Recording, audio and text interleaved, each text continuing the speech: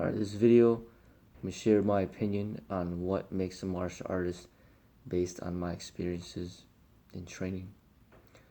The question is, what makes a martial artist and what makes it a disciple of the martial arts? So it's like a student of the martial arts.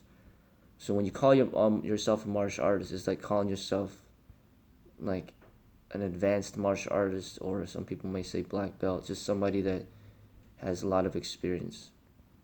If you say that you're a student of the martial arts, then that means that you're being humble and saying that, there's a lot to learn.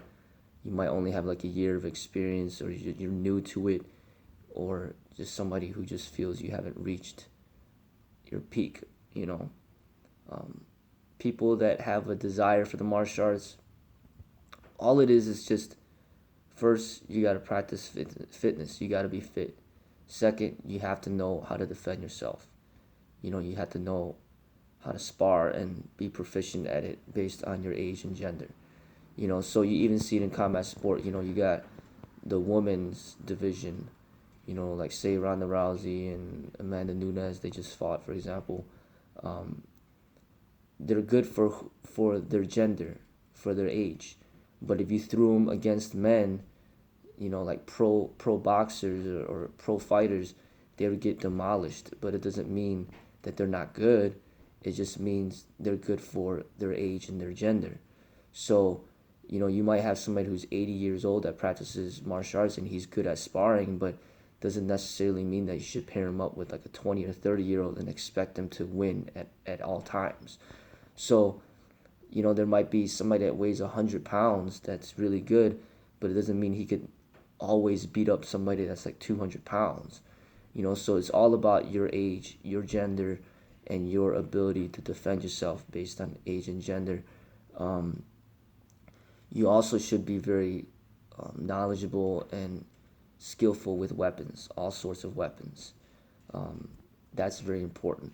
And then what's extremely important is the spiritual component.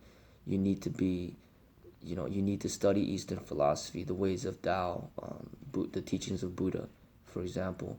And you really have to understand it, and not just understand it, but live it, and live it for many years, not just a few months. This has to be a part of who you are. That's what makes a martial artist. As far as how much experience you need in all three categories, it's just relevant. But I'd say if you do it for over 20 years, all three, then you're heading towards a level of a martial artist. But you only been doing it for a year, 2 years, under 5 years, you're still a student of the martial arts. But I'd say once you hit the mark of over 20 years of experience, then you're heading to the level of the martial artist, because there's very few people out there that have the dedication to practice anything for over 20 years. So that's my opinion.